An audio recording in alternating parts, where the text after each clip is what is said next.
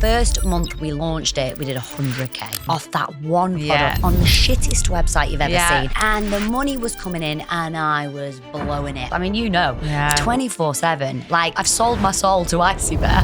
Hanna Kinsella, renowned cosmetic dentist, CEO of Icy Bear Dental and Kiln Lane Dental, and star of The Real Housewives of Cheshire. She is the perfect blend of beauty and brilliance, redefining success with grace. I've had conversations with like younger entrepreneurs or people that want to start their own brand and they're like, what's the secret? How do you do it? And I'm like, obsession. Fluoride or non-fluoride toothpaste for kids? Oh my God, where do I even start? It strengthens the bonds in enamel and it stops like early stage decay. I think it's completely misleading, mismanaged, misrepresentation. You've left the Housewives now. Leaving was a really tough decision for me because it was kind of like, do you want to be a reality TV star or do you want to have a mega successful brand? What's the goal for the brand? What's your ambition? This is part of the plan over the next 2 to 3 years, is to start. We are good to go. Welcome back to the podcast. Today we've got Hanna Kinsella. Hi, how are we doing? I'm good. I'm breathing a sigh of relief after yesterday. But yeah, we've been chatted quite animatedly just off the pod. So I was like, right, start recording. Let's talk about it on the pod. Let's get this on. Yeah, so bring me up to speed with Icy Bear, because I saw yesterday you're in boots. Yes. Oh my God, where do I even start, Alyssa? Seriously, it's been crazy. What a journey. But yeah, I mean, it's growing. It's going from strength to strength. We've just launched into 500 boot stores, Mega. Which is insane. And genuinely, I used to go into Boots and like look at that. I'm such a geek, go to like the oral care bit and be like looking at it and just being like, one day, manifest it. And it's happened and it's incredible. But as I was saying to you before, like I genuinely didn't have a clue when I started this brand. Who does? No idea. Who does? And if you did, you would think, oh, I'm not doing that. Yeah, exactly. Yeah. I'm not doing that. If I knew what I knew. How hard it is. Honestly, like the other day I went into Kiln Lane, I had a full day of patients because I don't really practice anymore, but one of our dentists has gone off sick. I went in, had a full day of patients. I came back and I was like, life was so easy when I was a dentist. Because it's just 24. I mean, it's 24/7. Like I've sold my soul to Icy Bear. Tell me about it. And the thing is, the higher up you go, it's like it doesn't get any easier. In fact, it gets more stressful. And then I don't think there's been a day where I've not got I'm riddled with anxiety. Yeah. And I remember year one when everything, I was so happy every day. I was just so happy. I wasn't begrudging how much money we were spending or agencies that were ripping me off and things like that, everything, because I didn't have any of those people around me. And you don't know, ignorance is bliss. You're like, I've got this agency, they keep telling me my ROAS is good. Yeah, Didn't even know what ROAS was. No. Literally, I had no idea. And that's what I think that I completely relate to that because literally the early days when it was just exciting. It was just you just see sales coming in and you're like, oh wow. And you've got no benchmark to what is good and what isn't at that stage or what anybody else. So every single day was a laugh and I loved it. And that first year energy, I look at it and I think, God, life was so easy then. It never, how did it get so complicated? How did it make me, how is it making me so unhappy all the time now? And to the point where I spend more time unhappy and miserable, more time in a state of stress and anxiety than I actually do. Yeah. People go, oh, you run a wellness brand, but you're not really looking after yourself. I'm like, I'm sacrificing everything. Literally. My mum, this is the conversation we have with my mum every day. She's like, Hannah, you have sold your soul to this brand. I'm like, Mum, okay. She's like, put your phone down. I'm like, I can't, Mum. I feel like the bigger it gets, the higher the stakes, the bigger the responsibility, the more staff you have. It's like all I ever wanted with Icy Bear in the early days was for it to be, just a make big a bit of brand. money. I'm like, I want a super brand. I want this. I want it in Boots. I want it in there. And as it's kind of grown that way, I'm just like, wow, like it is now getting super stressful. And I feel like a lot of people, I guess, don't see what goes on behind the scenes when you're running a brand. You see like the nice pictures, you see the Instagram, you see the TikTok, you think, ooh, looks like that team are having a good time. And we try to. But I think, the book ends with you.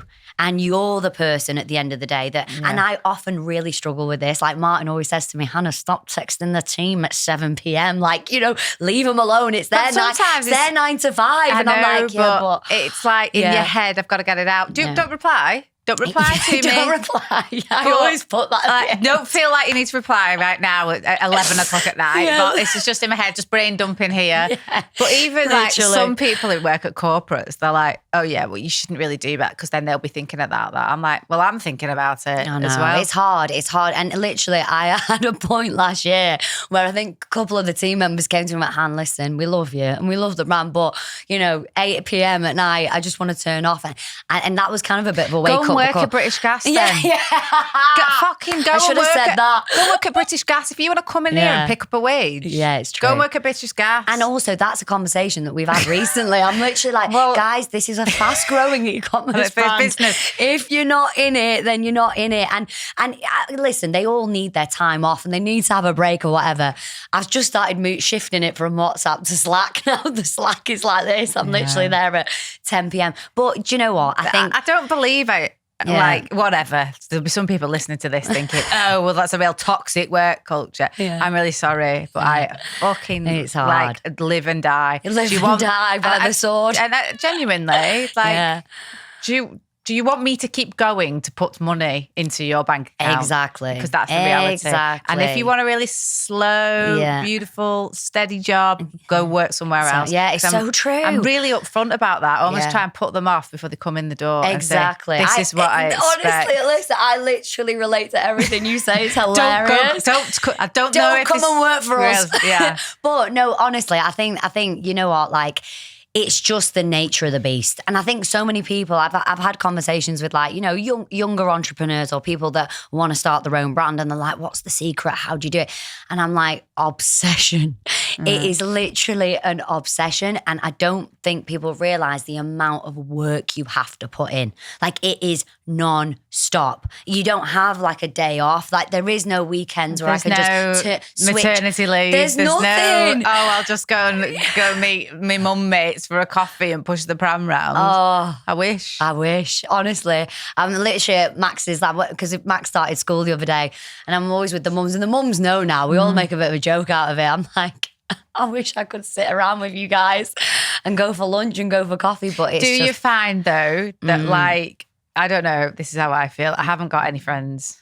Yeah. I haven't got any friends, right? Yeah. So, and I mean that as genuinely as I mean that. And because I don't know, my friends that I had, I've grown out with them and they now can't really relate to what I do every day or my life or whatever. And then I have to protect my peace a lot of the time. So I don't spend any time with anyone really at the weekends because that's the only time I get to see my daughter. Yeah. So my weekends are taken up with Danny and the kids. So, and then no time for myself or anything, even to go to the gym or anything that I might want to do. Do you know what I mean? So, and then when we do something with people, I'm sat there and I'm just not really invested in small talk, mum chat.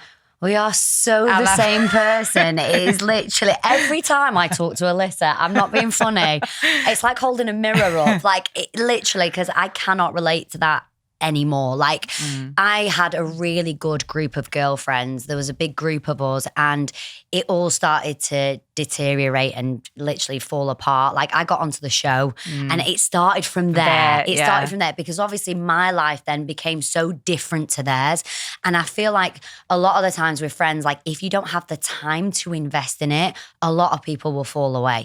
And like I always joke, I always say like literally, if you're not a cactus, I don't want to be your mate. Like I need cactus mates. You don't need to water them. They're there. They're not like delicate little flowers that need spraying and like feeding. I need cactus mates. And I've got, honestly, I genuinely have got, I would say, I could count them on one hand. Yeah. Like friends that have been there through thick and thin and not needed as much from me. I love them and they know that I love them and they love me back. But I just don't have, like you said, when you're a mum, when you're a business owner, like you don't have the time.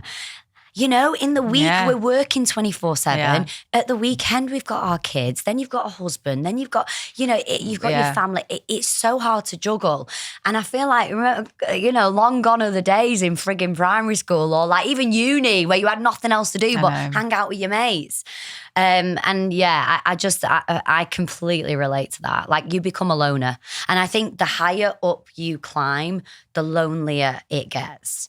And there's been so many times where I've been honestly honestly in tears to Martin, like crying at night, like, you know, this person's not speaking to me anymore, or they've got a WhatsApp group and I'm not in it, or, you know, like stupid shit like that. You know, like, or these friends have all done this and they didn't invite me this time, or the mums have all gone out and they've not asked me to go. And it's like, it's emotional because, you know, at the end of the day, we're women, right? And we want to be liked and loved, and we want to feel like you've got a tribe and you've got friendship groups. That's natural. But I think when you start, you know, choosing this path and this journey, unfortunately, it doesn't come with all of that. You know, it gets lonelier and lonelier and lonelier. And I think the higher and higher and higher you go, the worse it gets in that sense.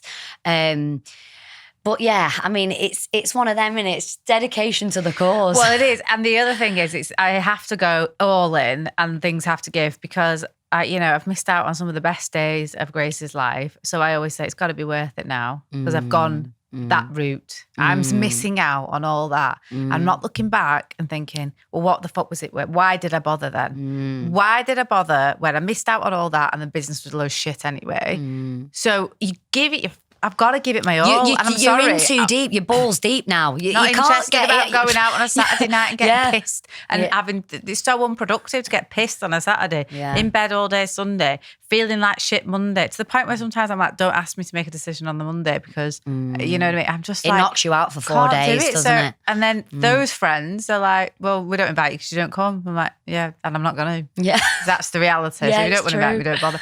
But and then I feel like I've got no friends. I honestly, that's the reality. Yeah. And then obviously I've got the girls who work for me and I talk to them freely, but they're on the payroll. It's not the same, is it? And what tends to happen is like people you mix that up. People that work for you become your mates. And I had a bit of it. I had a thing with that with Icy Bear. I'd say like 3 or 4 years ago, when I wasn't in the business full time, we had a team, and it kind of, the boundaries got blurred. It kind of was like my mates. They were all young girls, you know. It was heavy on like the social media side of things, the marketing side of things. The lines got blurred.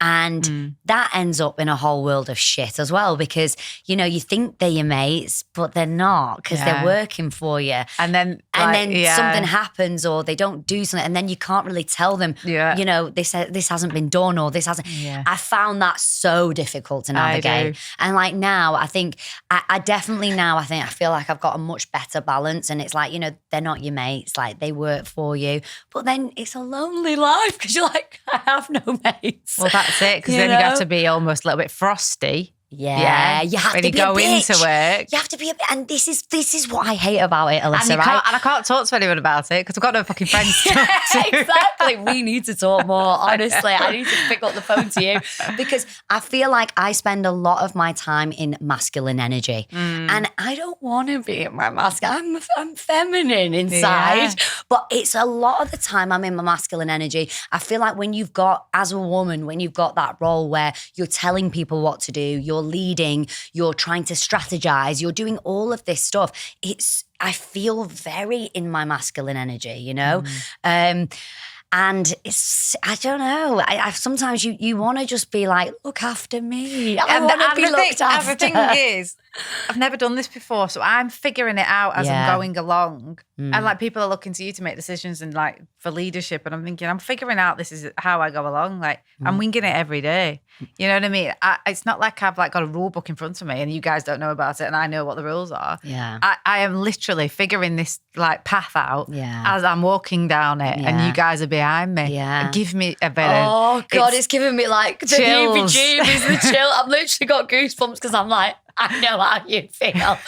Because you're literally winging it as you go. You're learning on the job. Then you've got all these people that are relying on you, looking at you. So what do you think about this sales decision? I'm like, I don't fucking know in my head. Yeah. But then I'm like, okay, listen, I've got to just try and it's, you know what, the number of mistakes I've made. I mean. You've got to. That's how you learn. That's how you learn. That's how you learn. But you've got to be made of strong stuff, honestly. Like, you know, it's great when you've got the wins and you're like, yes, we did this, we got into Boots, or we got into Harry, we did that, we've sold this, we're doing record-breaking numbers. But as I said to you, like, for me at night, as it gets bigger, the stakes get higher. More people are looking at you. More to lose as well. Yeah, more people are looking at you. Yeah. More people You're on podcasts talking about e-commerce. More people want to fuck you over, competitors. Yeah, that's how I see. Yeah. And do you know what's funny? Like, being on competitors' radars, I've always said to the team, like, listen, it's actually a compliment. When they're starting to watch you, like, we've got a specific competitor that, not name no names, but we always kind of... Is it High Smile? Well, they're the big boys. Yeah. They're the big boys. We've got another one on TikTok that we've kind of always been watching, and like they've always been leading and that kind of stuff. And like they're always watching our lives. Like they're always watching our stuff.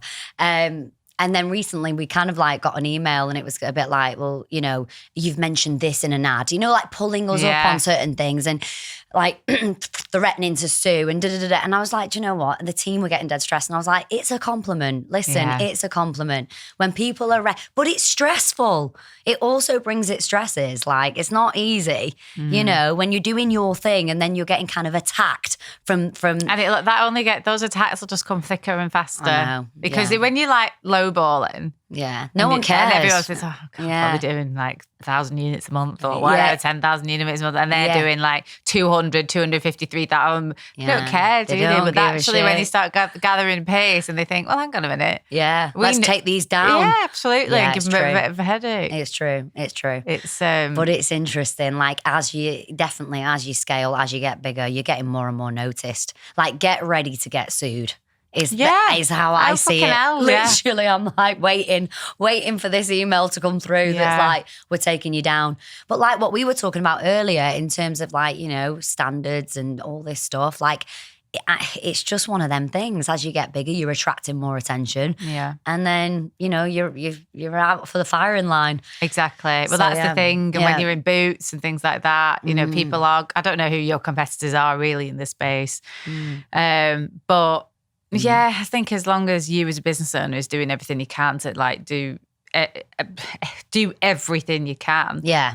To show that you're protect yourself. That you're running a business right. Yeah. You know what I mean? And you're doing things by the book. And what pisses me off is I know a lot of people who do not do things by the book. Yeah. And I'm talking and they get away with it. Fucking not even do a tax return. I can see exactly how much they're selling. Yeah. And they're not even paying one shred of fucking tax over that. You know what I mean? And there's a lot of that goes on. I think a lot of dodgy play, isn't there? So many dodgy bastards. And I just think it'll catch up to you one day. It will. It always comes back. It always comes round. I feel like you can, like my dad always used to say, like, you can fool half the people half the time, but not all the people all the time. And it's so true. I literally think about that saying all the time because I'm like, for a period of time you can get away with being a dodgy bastard, but then you will get caught out, you know? And I think with e-com, everything's digital, so you have to run it right as well. Yeah, totally. It's like Shopify can't lie about how much you're taking. Yeah, you know exactly. what I mean? There's a digital footprint with everything. Yeah. So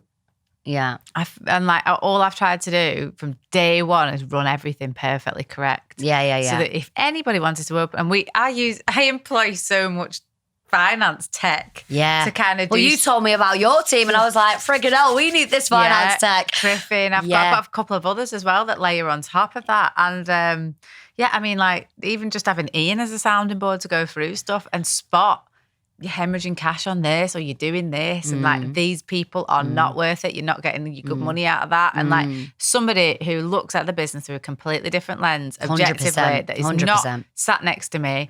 He's not on the payroll. He is just looking at figures on a page. That is unbelievable. Yeah. And like outside advice. 100%. And I think the thing is, a lot of business founders or owners or people that want to create their own brand are creative. When you're creative, you are fabulous at marketing. Like that's your vibe. You're either that or your figures, numbers and analytical. Like I've never been analytical. I hate figures. I hate numbers. That's the most important part of business, right? But I feel like a lot of people will fall into that trap of the shop window, like, you know, of your TikToks, of your Instagram, of your how nice the packaging looks, like, the photos and, you know, making it look great. But you can run into so much trouble if you do not have the other side of the business bolted on. And like you said, whether that's an external person, whether that's someone on your team that is filling that gap, because I mean, I definitely ran into that trouble the first year that Icy Bear launched, and it had an insane launch because we launched it on the show. I had no clue about business, like e-commerce, nothing. We had one product, the shittest website you've ever seen in the world, but we launched it on TV and it just went woof, like it exploded. And I was literally like the first month, but to put it in perspective, Alyssa, right, we had a $17.99 product. The first month we launched it, we did 100K, right? Well done. Off that one product on the shittest website you've ever seen. And the first year was kind of like crazy. Like it was like, what the hell? Like, I remember we had this like little ping, the Shopify ding, ding, ding. And the thing is, you've not spent anything on marketing. And you've not done anything. No. You've not done anything. And the money was coming in and I was blowing it. I was like, I was doing these mad campaigns. I was getting like photographers from London flying in. I mean, it was stupid. I was spending hundreds of thousands. I blew all the money. And by the end of year one, like year two, beginning of year two, sales started to dry up.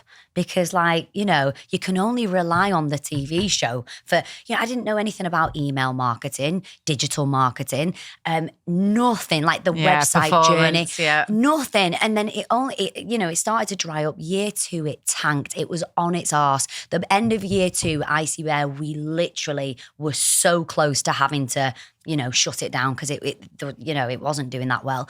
And then that's when I was like, I need to go to the University of YouTube and start learning some shit about like marketing and this, that, and the other.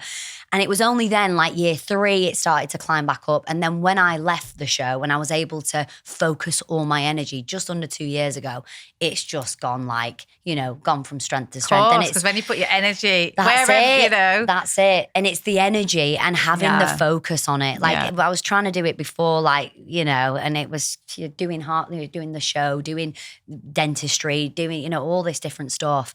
And it wasn't working. Then in year two, it's like, shit, hang on a minute, that's not sustainable. We can't obviously rely on that. How do we actually run a business here? How does regular Joe run a business that's super successful? And you've got to go back to those basics. So exactly, because there was no infrastructure. There was no infrastructure at all.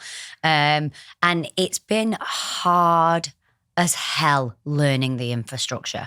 Like I literally, when I say to you, it was like I'd gone to uni again to do another degree. Like I had to literally get onto Clavio Academy myself because I had agencies telling me this, that and the other. But you don't know how to call them out because you don't know what they're going on about. Exactly. Like so you can't sniff the bullshit. They were telling me stuff and I was going, hee. Like I had no idea. This magical, wonderful world of fucking meta. And then they make you believe that they're like doing something that's fucking really difficult. Exactly. And no, it's not. They were talking to me about like open rate and click-through rate. And I was like, what rate?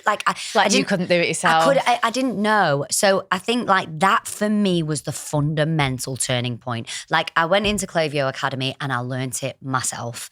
And then, so I always say it was like literally opening the thing of your car. The bonnet. Yeah, that's it. That's the word. The bonnet of your car and looking at this thing underneath and being like, right, let's look at the oil, looking at the engine, and that's exactly how the business was to me. And for every single piece and part of it, I had to go and learn it so that I could then converse with people and say, right, you're not actually doing this. The open rate is shit. Yeah. You've been telling me email's been doing really well, but it's not. Which flows have you set up? How have you segmented the audience? Like I had to learn it in order to then be able to, speak to them and converse with them. And I think, and that is my one piece of advice for any business owner that's at the beginning stages and whatever. It's grueling and it's horrible, but you have to go and learn the individual pieces enough to be able, I'm not saying, listen, go and be an expert media buyer, but you've got to understand those terms, like, the ROAS, the ROI, the CAC, all this different terminology that I was like, what on earth is all this? These acronyms. What are these acronyms? And don't be afraid to ask questions. Stupidest questions. Because I honestly now, I used to be really intimidated by a lot of these people, but now I go into things thinking, you can't do what I do. Exactly. You cannot do what I do and you would be doing it. Yeah, so true. So don't if I'm asking you a question, And when they talk to you like that, you know, like ROAS, ROI, and say, what's sorry, can you explain to me what that is? The worst thing that happened to me was they all used to fucking fudge the numbers, right? So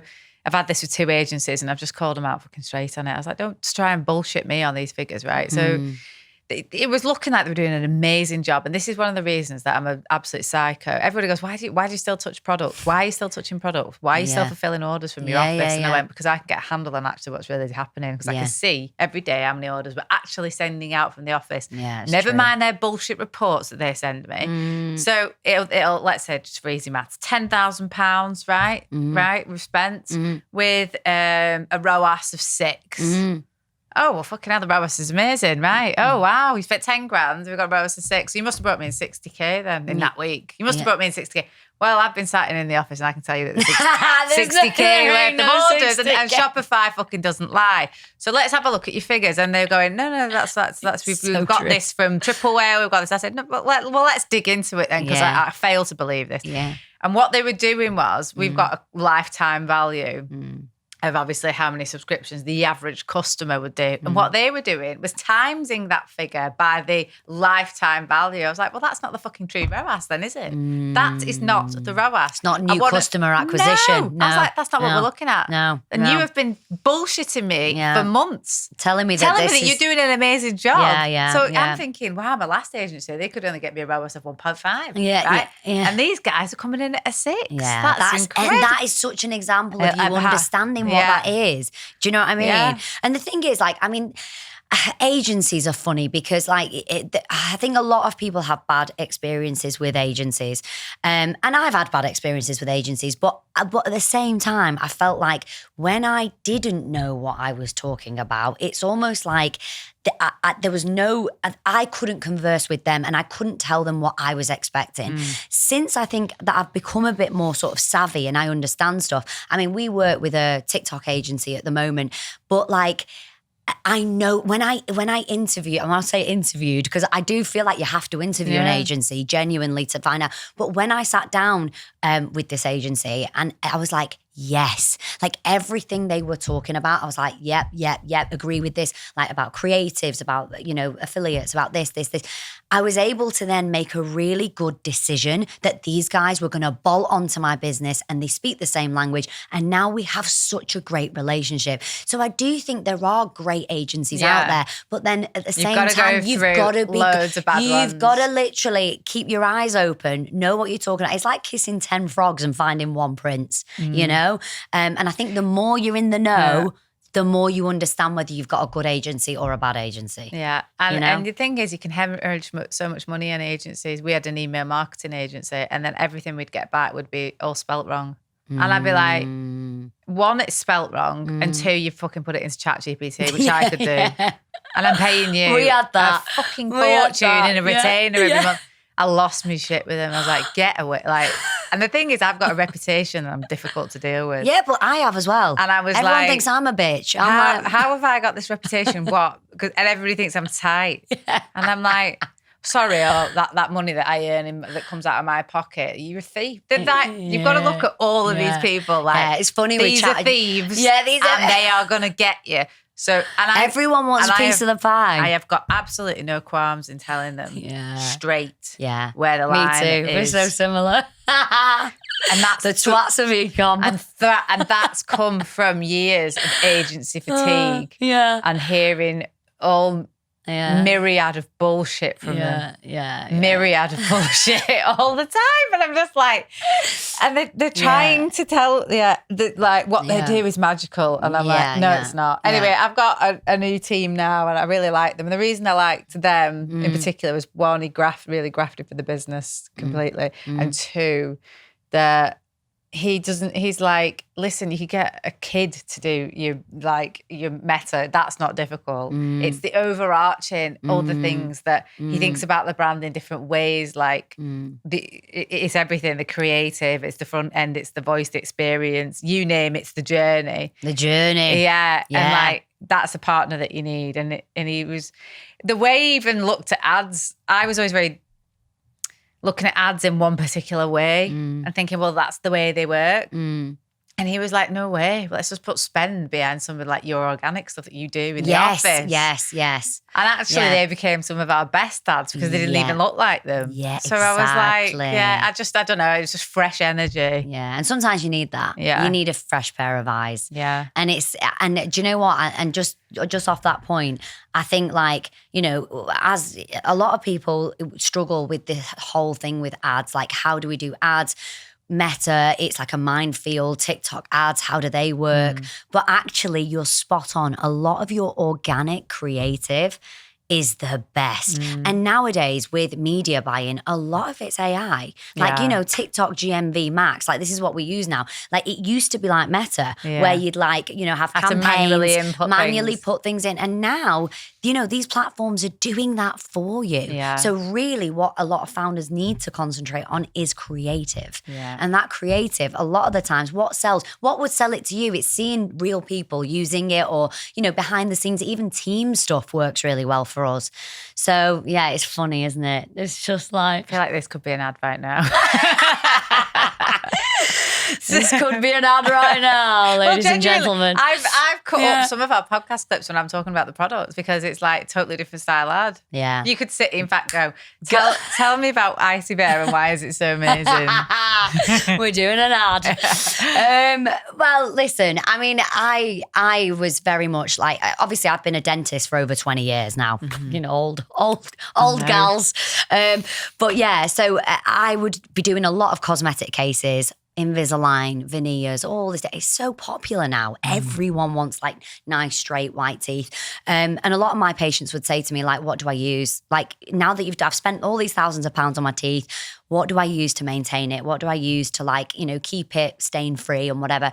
And I really struggled to advise them. I was like, Colgate, you know, like there's not, I feel like within the oral care sector, there's a lot of like traditional oral care brands that have been around for decades that people trust, like Oral-B, Colgate, whatever. But when it comes to kind of like, you know, more luxury, more premium products, really limited. So that was kind of like the spark behind it, really, initially. Spark, using that word now.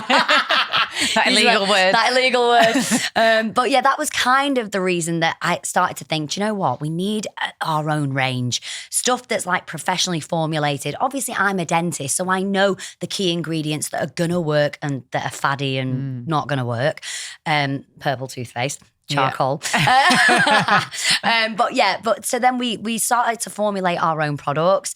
And like obviously put an array of products together that I think work really well together. And there's something for everyone with Icy Bear. I feel like a lot of brands focus either in just on the oral care or just on the whitening, whereas I really wanted to bring the two together because it's lovely whitening your teeth and having a beautiful white smile. But the oral care side of things is so important. The number of people that have gum disease, the number of people that have inflamed gums, gingivitis, they don't even know they've got it. Or even going to the dentist and you need 10 fillings and you're like, what the hell? You know, so I think for us, it's that real combination of oral care, whitening, bringing that luxury element to it. Because you're not proud of sticking a Colgate tube in your bathroom, are you? No. You know, it doesn't look great. So we wanted to have like, you know, that premium edge to it, and kind of bringing in the beauty aspect as well. Because that like morning ritual. Yeah. Almost take you 2 minutes, set your intentions for the day while you're brushing your teeth. Exactly. Do you know what I mean? And like, daily morning ritual. Exactly. And I feel like people do not think twice about spending money on skincare or hair care or your lashes or your makeup. But when it comes to dental, you get one set of teeth. Well, two technically, but one set of adult teeth. And that's it. You know, that is it. And obviously we're drinking coffee. We've got like coffee here. Yeah. Drinking coffee. We're drinking tea. We're every day eating and drinking stains your teeth. You want something that's going to keep them white but keep them healthy. So yeah, so that's kind of like the kind of backstory with Icy Bear. And then, the product range then just grew. So what have you got now? You've got you started with the hero product, which was the Icy Bear Diamond whitening toothpaste. Yes, that's right. Is it real diamonds in it? Yeah. So the reason we chose that ingredient was in dental practice, when I do composite veneers or bonding, I use a diamond polishing paste. So it's kind of like a bit more of an abrasive, and it gives the restoration, or it gives the veneer like a luster and a shine. So I was like, can we take that, make it less abrasive, and put it into an everyday toothpaste? And that's what we did.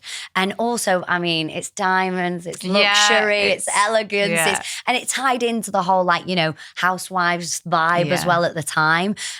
So we kind of focused that as our key ingredient, and then obviously packed it with lots of other things like, obviously it's got fluoride in it that strengthens the enamel.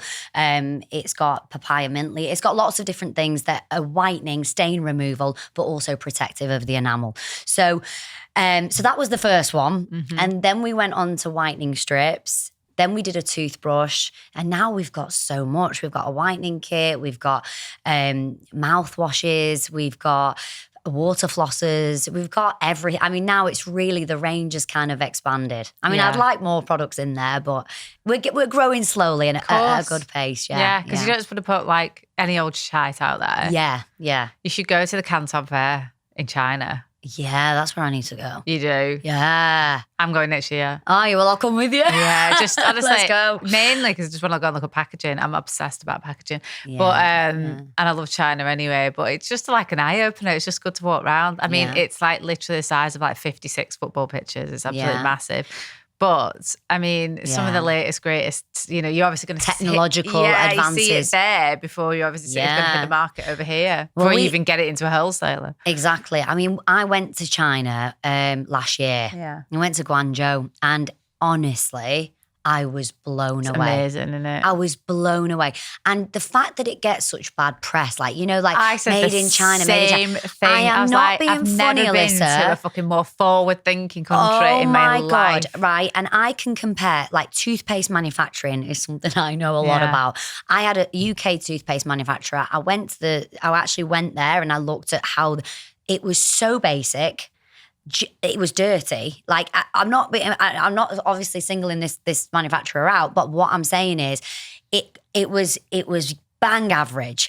I went to China. We went to China to look at packaging, similar to you, our outer packaging. We wanted recyclable. We wanted to reduce our packaging. So we went out there, and I visited a couple of their manufacturers out there. And bearing in mind, some of the biggest oral care brands are manufactured there.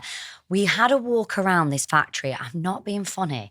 You had to put your handprint on it. It open. It was like something out of Star Trek. Yeah. I was like, what the hell? It was so immaculate. Honestly, every single stage of it, I was blown away. I was genuinely blown away. And just as a country generally, I just loved it. Love the country, I think it honestly gets such a bad rap. It really does. And my eyes were opened when I went there. I was like, fuck, I'd move here. Yeah. It was so nice. What a wonderful way of life. Everyone's doing Tai Chi in the park on a Sunday morning and they're all fit and healthy. I never saw one overweight person. I know. And the maddest thing was when we were going on walks and stuff like that, was I was with Leanne Brown. And there was always two types of toilets. There was a Western toilet where you should sit on like this, and then a Chinese one, which is holding the floor. And I went, I'm not being funny. They know something. They know everything about your hip flexors, and that's why they say that's how you're supposed healthy. to squat. Exactly. That's what you're supposed to do. This is the most there was a robot that checked us into our hotel. This is the most forward-thinking country I've ever been to, and if they're still doing that, they know that that's good for them. Exactly. What are we doing? What are we doing? Sat there squashing our intestines. We're ripping the toilet out. We're having a hole in the ground. Yeah, literally. I wish we could, honestly. I loved it. So I want to go to China next year and just look at packaging, basically. But we manufacture all our pills in the UK just because of speed and process and getting all that done. But for packaging, I love it. I love my girls so much. They sent me a gift yesterday. Oh, they're fantastic. Yeah. They're fantastic. And we've got quite a few suppliers out there, and it's just, honestly, I cannot fault it. No. So speedy, efficient, diligent, task-driven. Everything is not so like legit. The Europeans. Fucking hell. We're launching a new product, right? And I was like, I want to order a little bit more before we get going, blah, blah, blah. And they were like, oh, well, we're off for the whole of August. So I was like, right, this was France. The whole of France was on a holiday for the whole of August. I was like, no wonder, wonder their economy's fucked. What are you all doing? And then I was like, right, okay. So I really do with this rush on. And the same with Spain. All of Europe, they go off Italy. For ages. They're all like, I keep seeing people on LinkedIn go, oh, we should adopt this way of life. I was like, no, our economy's already fucked. So let's not do that. We're not having siestas. No. So, it's absolutely crazy. So you've left the Housewives now. Yes, I have. I mean, I do go back occasionally, do guest appearances. Yeah. But yeah, those days are over. I mean, hung up my high heels. Every time I have somebody on here from Housewives, I'm like, sorry, I don't watch it. And the reason I don't watch it is because it's just pointless. Because you are not the same person as the one I know and love. Exactly. Namina, not the same person as I know and love. Yeah. Seema, not the same person. I said, I talk to you all in real life. Exactly. Leanne, the same. Like, I don't want to watch fictitious versions of you because it's just, I know you inside out. I don't want to watch it. Crap. But listen, I know it's a great platform. I wouldn't even know who's on the show now. I mean, listen, the cast has changed massively and there's a lot of new faces and stuff. And yeah, I mean, listen, it was an experience. Like, definitely. Listen, you get the opportunity, go for it. That's how I would describe it. It wasn't easy at all. No. I really struggled to get my head around it the first year or two, but once I did, I was like, right, okay, now I know what I'm doing. You know how to work it. Yeah, exactly. But yeah, I think, do you know what? Leaving was a really tough decision for me because I'd been on the show for almost 6 years. I got married there on the show. I had my baby. It was such a massive part of my life. And when you actually are faced with that decision are you going to leave? Like, are you going to step away? It was kind of like, it was daunting. It was really daunting. And I remember literally the first month, I was like, why is no one following me around with cameras? Do you not care? Do you not? Because you get used to it. You get used to people following you around and cameras in your house and, this whole buzz of the production. And it's kind of like a way of life. And then suddenly the house is empty and no one's ringing you up going, Hannah, you need to be here. Hannah, you need a ball gown. Hannah, you need to be. And it was just weird. And obviously all the girls were like on Instagram and I was watching their stories and I was like, oh, I'm missing out. This massive FOMO. But it was the best thing that I ever did. I think I had to. I got to a crossroads where it was kind of like, do you want to be a reality TV star or do you want to have a mega successful brand? It's your choice. And for me, it was always about having a mega successful brand, like that's kind of always been the thing that I've always wanted. So I felt like if I carried on the show, Icy Bear would have never taken off the way that it has. And looking back now, it was a tough decision, but I think it was the right decision. What's the goal for the brand? Like, what's your ambition? Is it going to be like one that you're going to keep hold of for the next 20, 30 years and always have? I don't want to keep hold of it. Who wants to keep, are you joking? I'm already going grey. I've literally got sprouts of grey hair everywhere. Like, I'm like, fucking hell, I'm going grey. No, I don't want to hold on to it forever, but I think I've definitely got a figure in mind that I want to hit, like in sales revenue. And then hopefully... Can you reveal that figure? I always get asked this on pods and I'm like, depends who they are, whether I tell them or not. Listen, I mean... Double digits? Yeah. I mean, to be honest with you, listen, the way that it's going at the minute, mate... You should get there in the next 2-3 years then.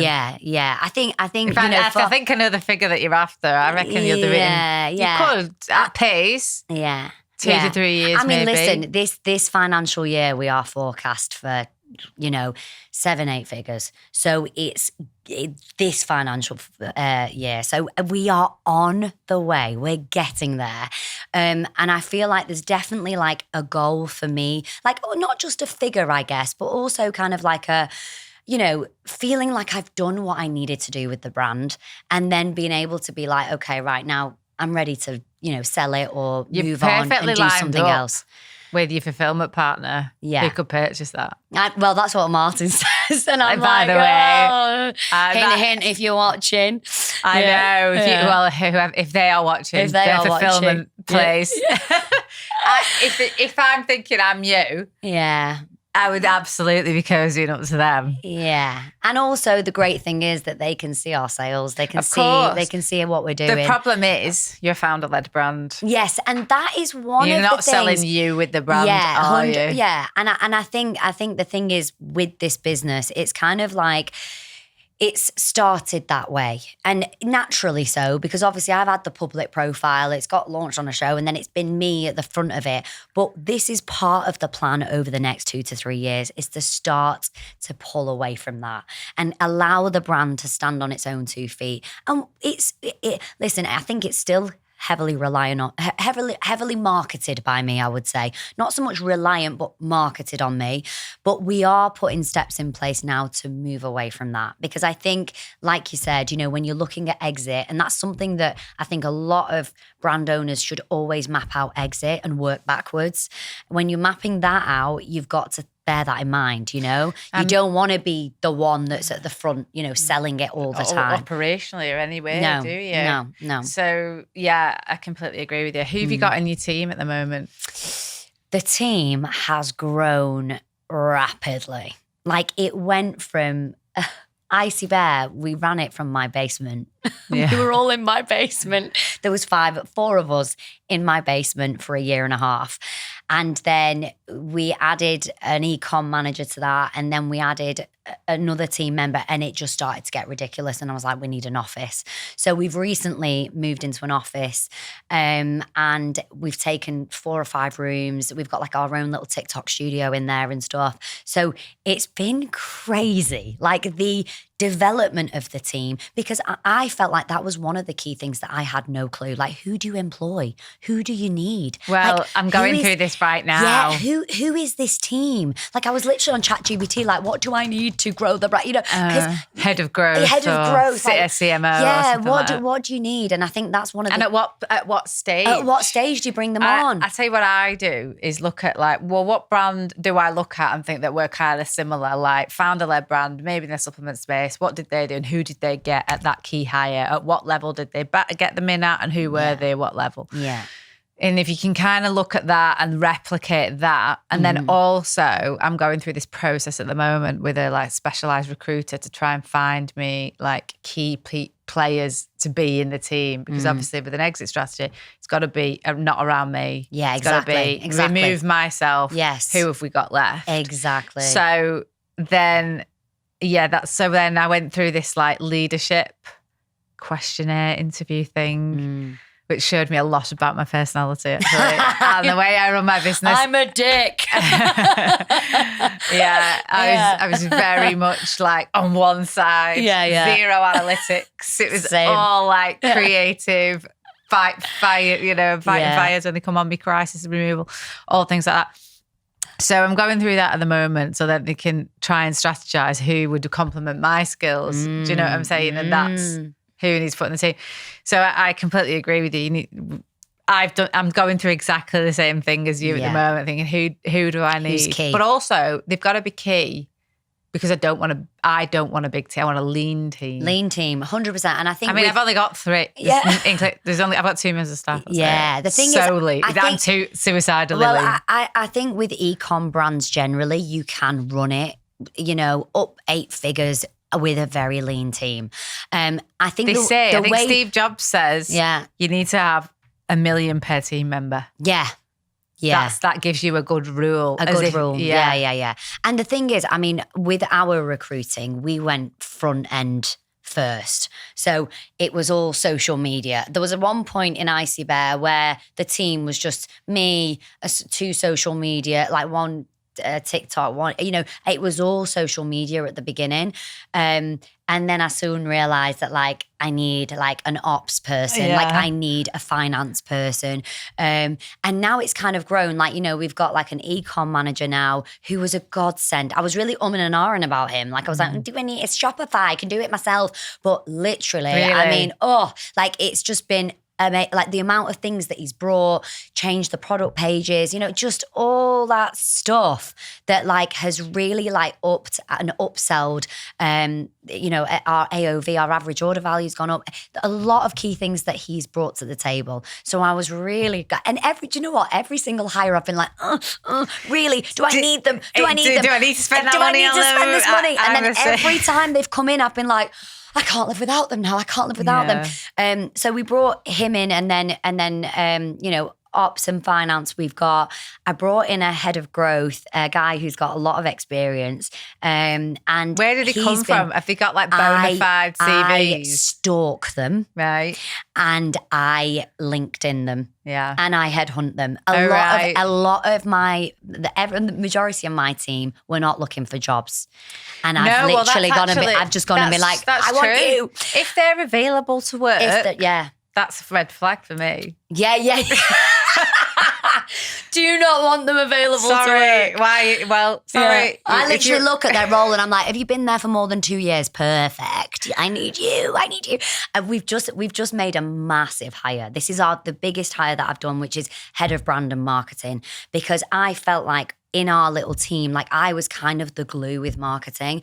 And as we were talking before, like I want to take a step back from the day to day, and I want to be more helicopter. So our head of marketing, I put together like this paragraph that I was going to send on LinkedIn, and I just went to the best brands and I was like, fuck it, who cares? Like, I'm just going to put myself out there. In the oral space? No, just like all fashion, fashion, beauty. I was going Selfridges, PLT, this. Literally, I cast the net. I was like, I went for the best people that I found on LinkedIn, and I was like, what are they going to? They're either going to ignore it or they're going to say no. Thanks, or I'm flattered. Thanks, I'm flattered or whatever. Or keep it on mind for the future. Exactly. And I was shocked. 4 of like the top brands that I reached out to got back to me. 2 of them who had been in been in their roles for over 5 years were like, yeah, I'm up for this. So we interviewed, and we've got I can say it now. But our head of brand and marketing has moved from PLT to us. So exciting, massive hire. Did I need it at that point in time? And I remember we had this discussion. We sat down and me and Martin were like, is it too early? Like, are we bringing this person in too early? But then, do you know what we decided? We were like, stop thinking about the now. And think about the future. Think about the year in a year's time, in 2 years' time. Like, and also, like Martin always says to me, like, you want to take a step back. You've got to look at this business more helicopter rather than in the reeds trying to coordinate TikTok mega lives. A TikTok mega live, an email that's not gone out, a social girls, if they got that content. I don't want to do that. And I need someone that's good, that has got a proven track record that I can really rely on and lean on. Difficult, isn't it? Because I would 1,000,000% I might even send you the test so you can see what kind of a manager you are. Yeah, I need to. I need the test. I know you will be same as me, that one of your downfalls is because you're an action taker, you will then take the decision that you want to do it, you will then go and do it yourself. Exactly. So you don't only have the idea and the creativity about it, but then you also are competent and can put those, you can actually just go and fucking do it. And then you think, why should I pay for it? Well, why should I pay for that? I'll do it myself. And then everything, I do it myself, I'll just do it myself. Then you burn out. That's me right now. Yeah, that's it, babes. And again, get them in and pay them. Honestly, babes, but it's a game changer. I bet. I am a control freak. Same. Yeah. So one of my downfalls is, me too. It said you have a tendency to over control and you cannot let things go, and it's purely out of when I do let it go, it doesn't get done the way I wanted it. So I think, oh, fucking do it myself. I might as well have done that myself. It can be, and then I have to go in and micromanage everyone. Yeah. This is literally the biggest thing that I have battled with, because the team will tell you, bless the team, if they're watching this, they're going to be like, shit, it's a nightmare. Because I'm the same. Like, I'm a control freak. I micromanage. And it's because I feel like no one cares about this brand as much as me. Like, I will pull apart the sentences in that email. I will literally go in and be like, why is this caption got 3 dots instead of 2 dots? We said it. I mean, some of the stuff is mental. But I think what I have learned is that bringing in those higher people, like, you know, the ones that, I mean, and you have to pay to get better people, right? Yeah. But then when you sometimes do get they want equity. Yeah, but no, that's not happening. There's a lot that come to me and say, I want equity. Yeah, so that's my basic salary. There's my bonus scheme. And this is the percentage I'm looking for of your business. Like, fuck, mate, you better be. You better be fucking Bezos then, mate. For that.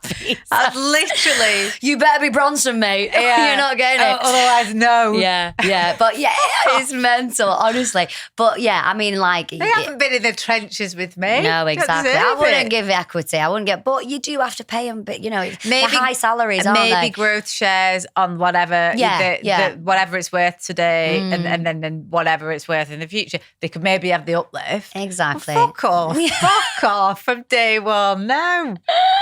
And I agree. I mean, listen, it's always good to keep the team incentivized. It really is. But just going back to the micromanaging, I feel like that is something that I think a lot of brand owners struggle with because no one does it like you. But I feel like Martin, I keep saying Martin because it's always him in my ear. It's always him in my ear going, you're micromanaging, you're not, leave them, you're breathing down their necks. I'm like, well, I need to. Like a freaking dragon in the office. Danny's got this unbelievable ability to put people in place and ride them until they do what they're doing. Because he says, I'm not good at anything. Yeah. So I employ everybody to do everything around me. And he literally just sits over and manages them.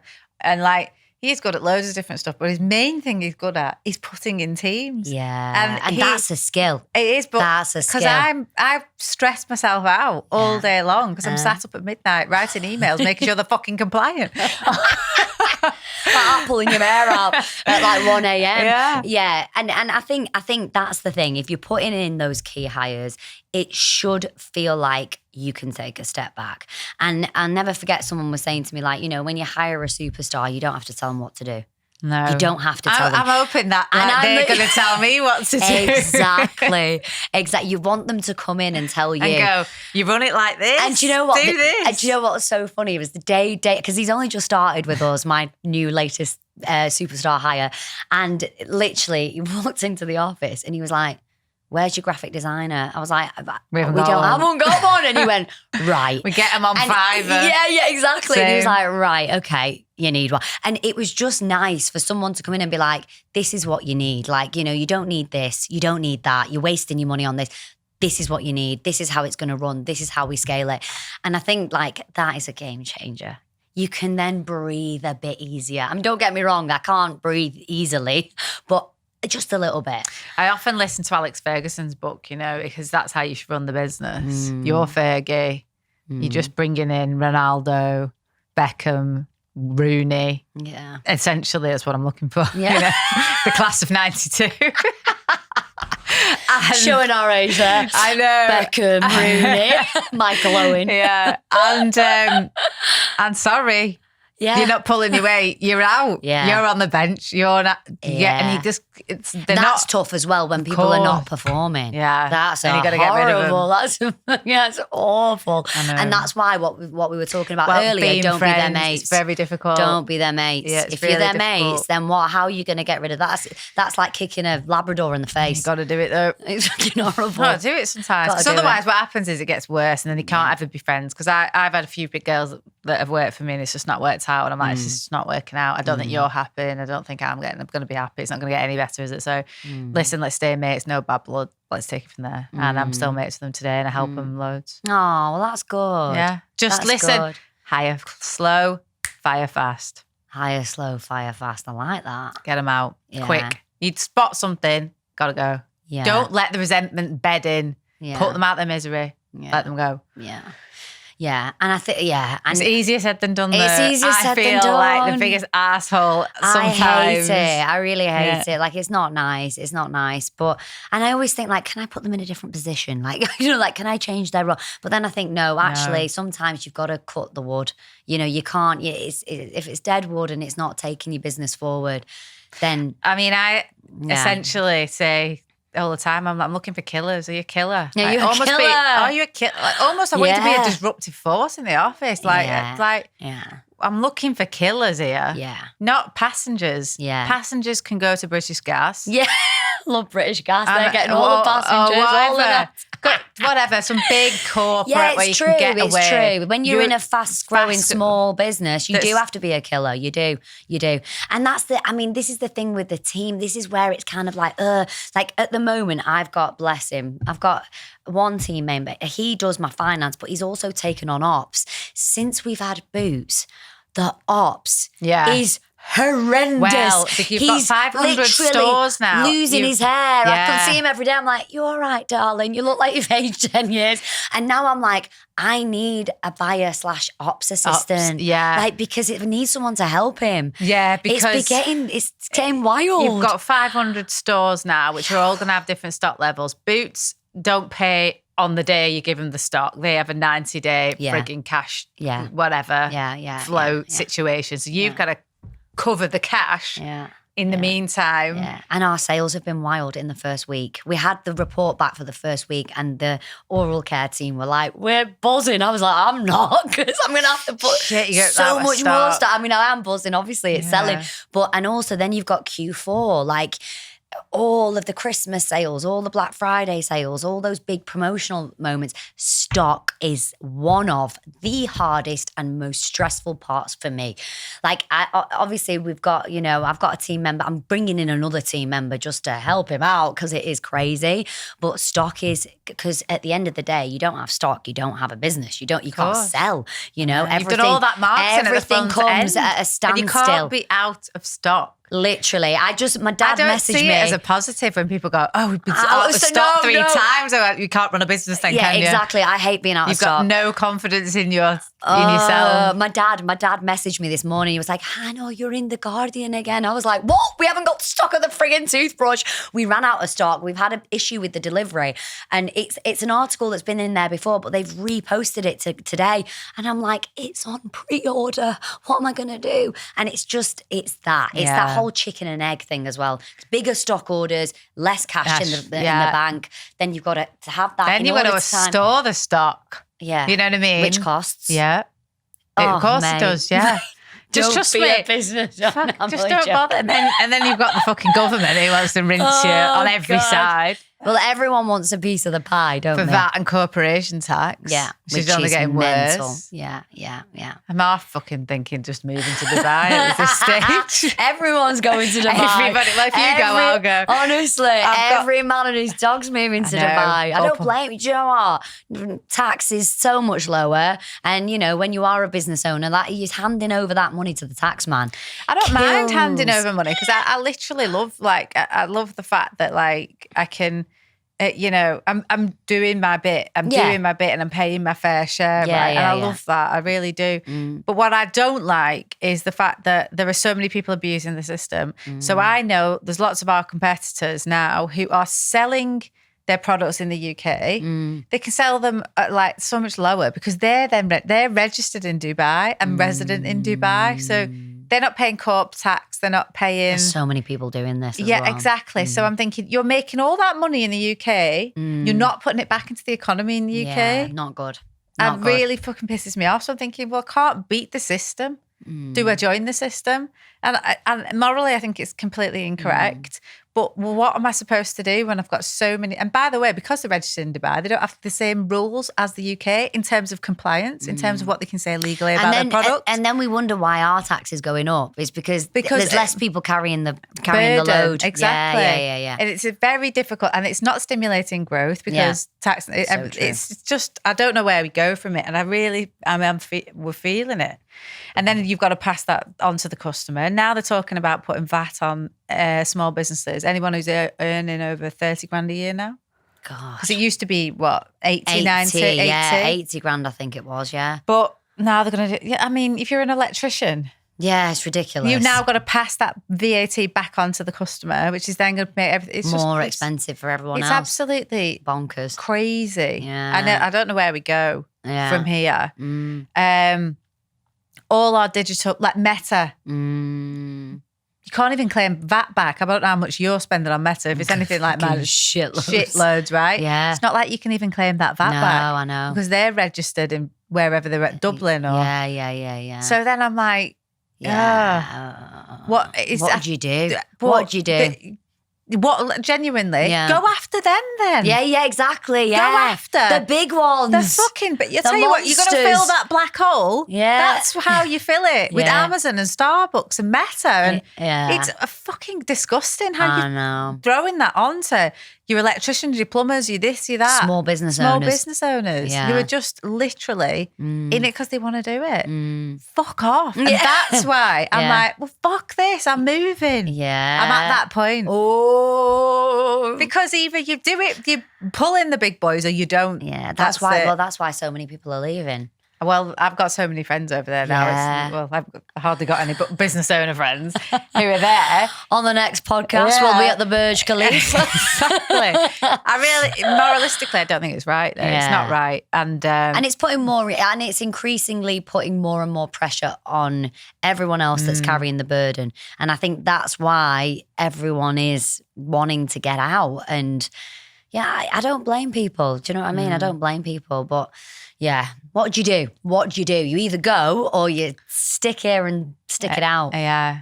You know? I know. It's you have to graft your balls off for when you, and do you know what and the funny thing is? When you're just earning that slightly little bit too much, so I don't get anything. So I don't get any free nursery hours. No. I don't get anything.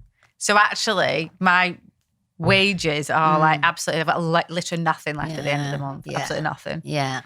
Yeah, that's the funny thing, isn't it? With econ, and the thing is, a lot of people think as well. You know, you're doing these big figures, you're doing these big numbers. There's nothing left. You're literally the last at the bottom. Please, sir, could I have some more? Like the founders, owners, and then you get people coming in saying shit. They want fucking equity on top. I'm like, oh, you want a salary and you want equity, right? Yeah, okay, yeah, that's funny. Yeah, and that's why when I go back to Kiln Lane, I'm like, life was so much easier as a dentist. I earned more. It was easier work. What am I doing? Honestly, some days just think I'd just be, because I probably earn as much as somebody after tax and everything on, like, I don't know, 50 grand a year, something like that. Yeah. Like less than. Maybe well less than that, actually. Yeah. And I listen. I genuinely just think, why don't I just stop this stress and go and get a job for 50 grand a year? Yeah, exactly. I've proved myself. I know what I can do. I could probably come into many econ businesses and say, this is how you run it. This is how you do it. This is what not to do. And do you know what? For the first 4 years, I've only started taking a salary from Icy Bear in the last 6 months. Yeah. 4.5 years, I worked for free. I was lucky at the time because I had the show, and that was, the show's not mega money. No. People think it is, it really isn't. I had the show. I wasn't able to practice as much, obviously, clinically. So that was down the pan. And, it was a good job Martin was still working, because otherwise I would never have been able to do it. Yeah. 4.5 years, wasn't taking a single penny. Well, that's the thing. And people don't realise that, like you've got to be willing to eat beans. When I was on maternity, didn't give myself any money, any wages, nothing like that. That really affected me when I was trying to get a mortgage, because they were like, well, you've not shown any income. You've not got any income. Yeah. And I was like, how is your little one? She's brilliant. Yeah, she's really good. She's nearly 3. It's hard work, isn't it? Hard work. Mate, it's a graft. I know. Literally, you're grafting your balls off all day, and then you go home, and then it's like the real graft starts now. And then as soon as she's asleep, I'm back on the laptop again. Exactly. Same as me. It is no break. No work-life balance. Yeah. Just, Employ more people. Well, I'm trying. Yeah. I am trying. Get on LinkedIn. But then, even then, I find it very difficult to give them work. I do find it really difficult. You need to put in, and you need to delegate it and say, this is what you do now. Yeah, because I think I could sit there and teach you how to do this, or I could just, the time it's going to take me to teach you how to do it, I could have done it. Yeah. But then you've got to think long term as well. Remember what we were saying about pulling you out of it. Yeah. Pulling you out of it, you've got to teach it so that they can. Or I'm hiring the wrong people, because they should come in and already know how to do it. Well, have a lot. Like I said to you, I found my best hires through headhunting. Just going and finding that job role that I want, typing it into LinkedIn and finding the best ones that I can find, firing them a message and saying, guys, listen, We're a fast growing brand, blah, blah, blah, blah, blah. And you'd be surprised. There's a lot of people that have been like in their jobs for a long time. They're either bored or it's not as challenging anymore. And they're looking for a change. Yeah. True. So, yeah. Okay, I've got a few more questions for a wrap up. Go on. Mainly because I just want to know. Go on. Fluoride or non-fluoride toothpaste for kids? Fluoride, all the way. Okay. And now listen, I've had 3 dentists on here. 2 say fluoride, including you. One said none. Right. Well, listen, there's a lot of kind of controversy around fluoride about it, hardening the pineal gland and all the rest of it. Fluoride in the doses that we use in toothpaste is non-toxic. You have to ingest a lot of toothpaste in order for it to start to turn toxic. And fluoride is the one ingredient that's like clinically proven, tested. We know it strengthens enamel. Yeah. It strengthens the bonds in enamel on a microscopic level, and it stops like early stage decay. Yeah, early stage decay, it stops it. Now, you can argue that the like mechanical removal of plaque, so just with a toothbrush with water, forget the toothpaste, with water, actually removing and disrupting the plaque is also going to significantly reduce the amount of decay. But if you want something that's going to strengthen the enamel at the same time, it might be that your kid is missing, you know how hard it is brushing kids' teeth. Horrendous. It's like literally wrestling with the T-Rex. Yeah. You need to get the app. Our app's so good, Cubby Buddy. And my kids love it. Cubby Buddy. Okay. For like 2 to 6 years old, it's brilliant. Okay. So we've developed this app to help like kids brush their teeth. But it's really difficult. So there might be parts at the mouth, at the back that you're just not getting. They're not getting. Well, they're you're not even getting. letting me get. She doesn't That's even let what me I bloody do mean. it. And That's she's what got, I mean. I do it myself. I'm like, ugh. Yeah, Okay, and well, then let mummy finish it then. Yeah, exactly. Right, you have a go. Exactly. And then I'll come in. And then she won't open her mouth. Like, I'm trying to get it in. And then she's just swallowing. Yeah. Swallows the whole lot. And I'm Yeah. like, so then I've got. You literally need a smear of toothpaste. So I've got 2 different non-fluoride and a fluoride. one. Yeah. And I mix them up a bit. Yeah. Because otherwise she'd be swallowing so much. You need a tiny smear for like, ages, 2, 3. I just put a smear on the toothbrush. Well, she says it's not enough. And then you need to, yeah. And you then know what she's like, honestly, she's like, no, more. You need to be like, no more. No. But yeah, so I personally, for me, like my kids, I would always use a fluoride toothpaste. Have you seen these toothpaste that are like, they go around like that? Yeah. Are they gimmicky? Yeah, a little bit. A little bit, because you can put them in and then you just like shake it from side to side. I think you need to angle the bristles of the brush up towards their gums. So really concentrate on brushing the gums, because that's where the plaque and bacteria gathers. That's where the early stages of decay happens. So you want to angle it up towards the gums and effectively go round in a circular motion all the way around. So yeah, I mean that's what I would personally. That's a standard, but I mean in my experience, I'm like, yeah, it's hard. It's monumental to get her to the sink. To get her in there. I know. Try Cubby Buddy. It really works. I will. It works. It's like a little character, and then they brush their teeth to the app. And does it show, I don't know. Where to brush. Right, okay. Yeah, it does. Yeah. Like it says, it's got like a little timer and it says top right.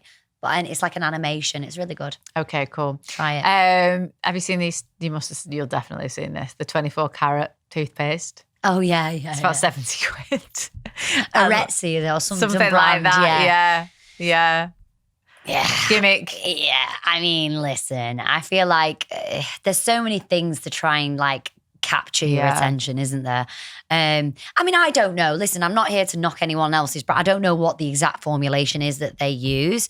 But I don't see how that's going to do anything. That much. Yeah. There was a big, massive craze in the 90s on charcoal toothpaste. There's no clinical evidence that suggests that works. Colour correctors, the purple stuff. I mean, the ads are insane. Oh, they look amazing. I'm still trying to work out how they have witchcrafted and edited the ads. Well, I would suggest that's one for trading standards, because I don't believe that is that. Of course it is. Bollocks. They put it on a banana and wipe it off and it's like white. Yeah. It's just physically impossible. So that's all bollocks. So I mean, I think it's like a marketing thing. Yeah, of course it is. I think it's completely misleading, mismanaged, misrepresentation. Yeah. actually. And I bet if I looked on the ASA website, I bet there's a few instances where they've been hauled up. But the problem is with these really big companies is they can pay like them off. whack-a-mole. Take one that God, yeah, you're right. We'll take that ad down. But they've got another 500 running that the ASA still haven't caught. Yeah. It's crazy. Whack-a-mole. Yeah. One goes down, the other one goes up. Boom. Yeah. And then what's your further ambition? Launching into the EU, America, UAE? What about that? Yeah. We have recently...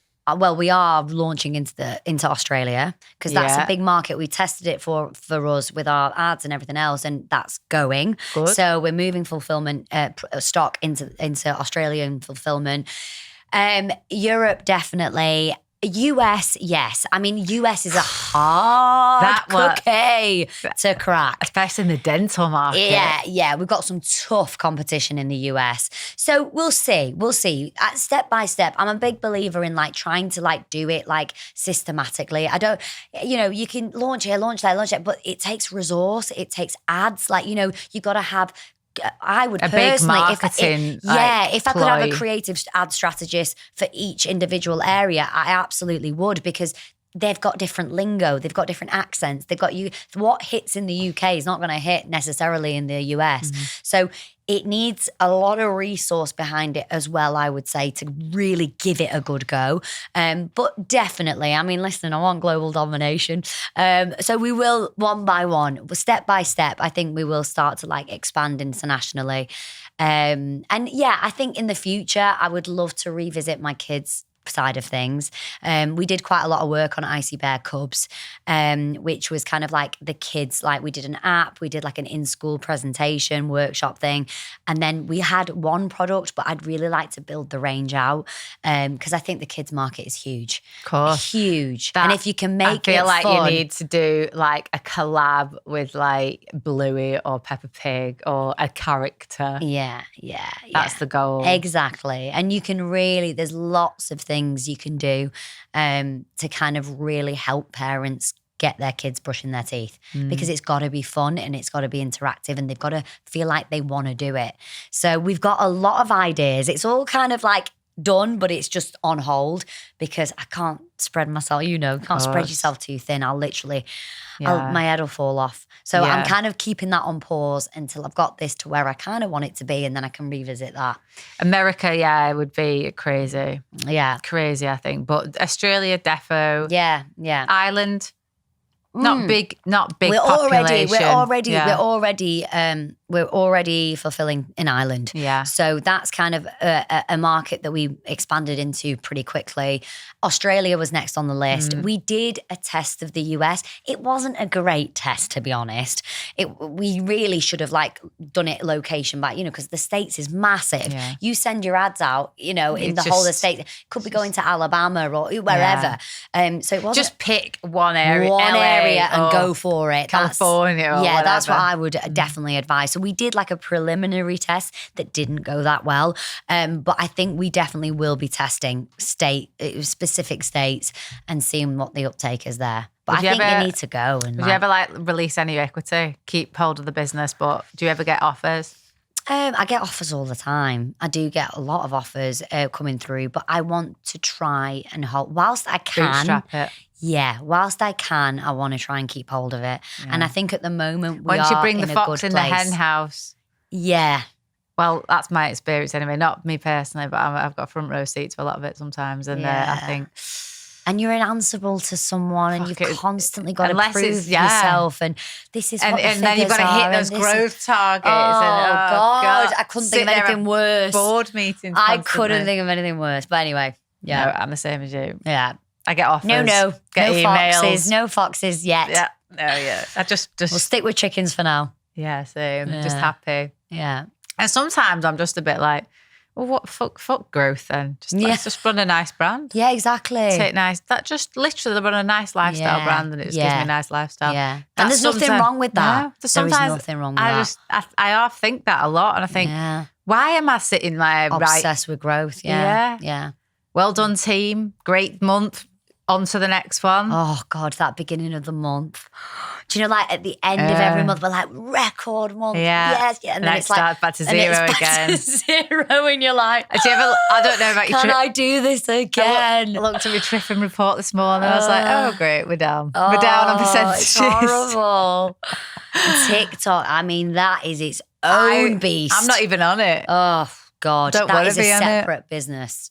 The mega lives and the this and live streamings, affiliate. Oh, my God. Like, that is its own business.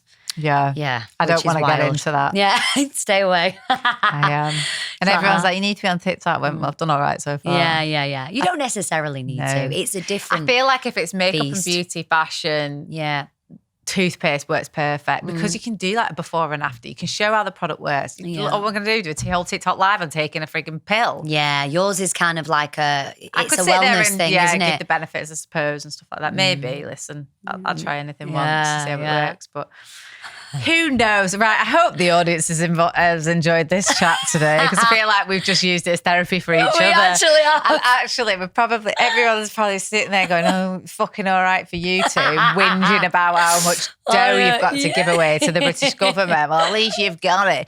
Do you know what I mean? That's like honestly how it sometimes, but I'm like, I think people think the reality of what our lives look like, it's so different. Yeah. I've started using my LinkedIn more as a diary and just really talking about how shit most of the day is. Yeah. Reality is it's shit. It's hard. I live on beta blockers. Yeah, I live on beta. I don't eat because I've got so much anxiety in my stomach. I don't get to see anyone. Live on coffee. No mates. No friends. No mates. That's that. Yeah, Sound appealing, sound guys. Good to you? Yeah. Sound like I'm having a good time, or what do you think? Yeah. So, yeah. I speak to a guy called Colin more than I speak to my own partner. But there you funny go. Though. But listen, do you know what? What else would I be doing? Yeah, exactly. And it's nice sometimes to get a bit of a true insight, I guess, into what goes on behind the scenes, you know? For sure. How's Martin getting on? He's all right.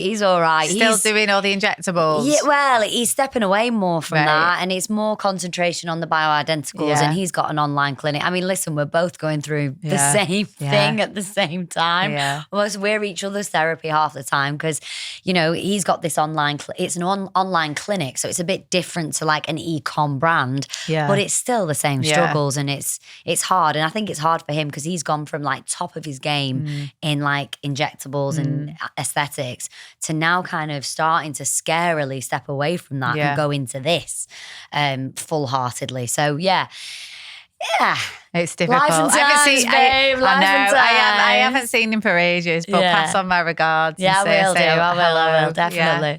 Well, listen, this has been fab. I feel like I don't know about you guys, but I feel so good. I'm literally leaving here with all this, like, all these little tips, all these little nuggets of information. But no, it's been so good chatting. Yeah. Always, mate. Always. Every time. Anytime I see you, I'm like, walk away and I'm like, oh, I got so much from talking to Alyssa. No, I know. Sometimes you just need sounding boards, don't you? Yeah, definitely. Yeah, and it can be lonely, can't it? Like you literally, like you said, you know, you go to do's and stuff and none of your mates are on that same journey. So it can be quite lonely half the time. I know. But difficult. But there you go. Right. Okay. Well, thank you so much for coming in. It's been a pleasure as always. Thank you so much. It's been amazing. Thank you for having me. Thanks.